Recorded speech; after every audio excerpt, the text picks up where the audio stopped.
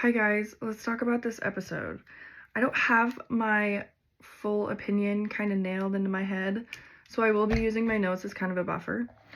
So forgive me.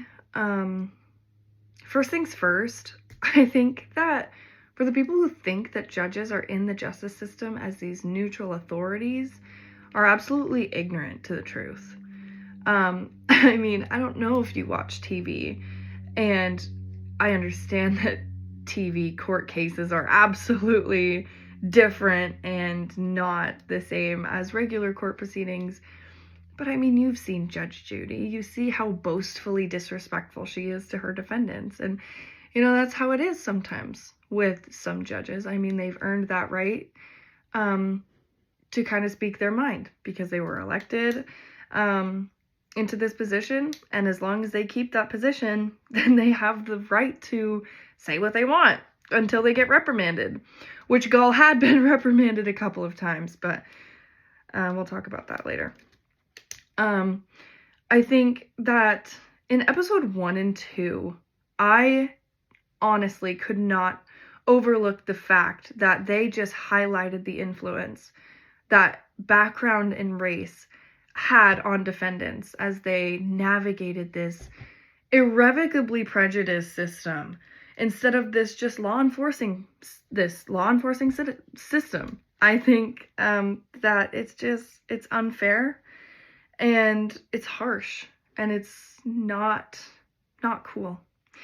I do think that Gaul's approach in speaking with families is a great approach. It happens all the time, actually, where we get to hear from the families of defendants and the families of victims to kind of understand their side of these stories and of these crimes that have been committed.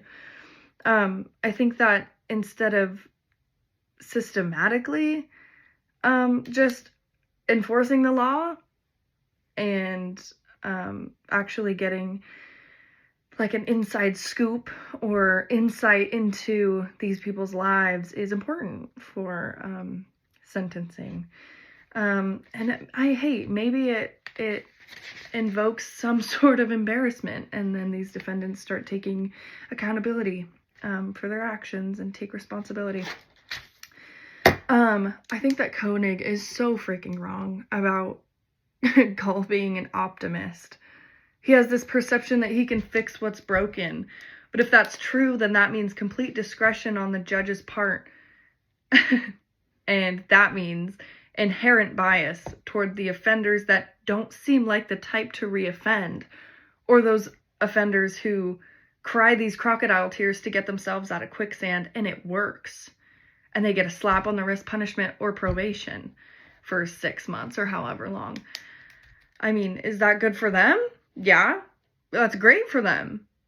But what does that say about the victims of some of these offenses and the healing that they have to then go through, knowing that they have been completely undermined in the sense that these people can offend and break and hurt and disturb these people and these families and not pay the consequence for any of it. They walk the street just like the family does. And I think that's what kind of message does that send to the victim's family? I think that's something to think about.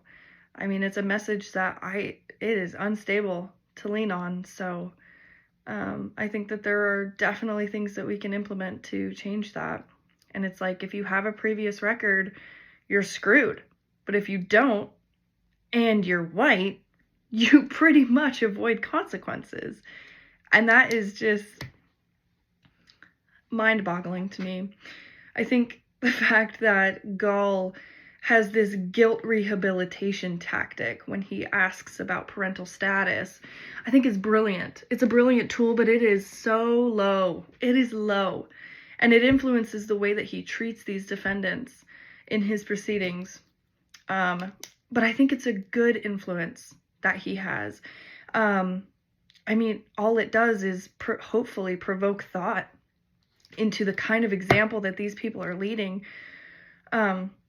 For for their children, the lives that they're leading, and the precipice that they are setting for the legacy that they want their children to hold of them.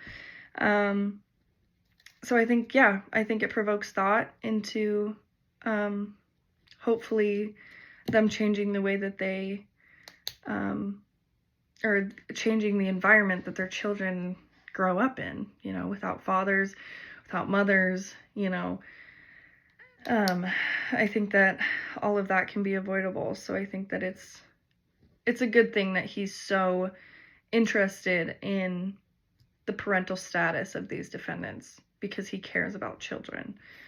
I think a big talk on this podcast episode was about probation.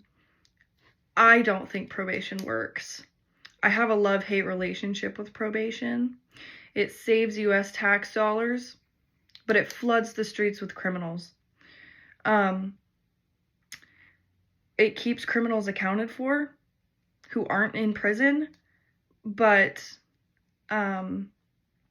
it prolongs these punishments instead of preventing them. I think that personal desire will always outweigh a probation agreement and a probation violation. I think we've seen it time and time again where sometimes the enforcement of these agreements are completely unequal. And for some, it's punitive and kind of set up to fail, and they can't do anything right, no matter how hard they try.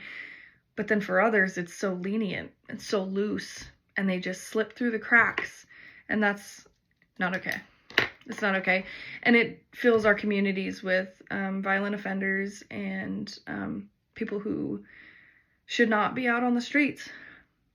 But it saves U.S. tax dollars. So I guess we'll keep doing it. We'll keep trying. Anyways, have a good one.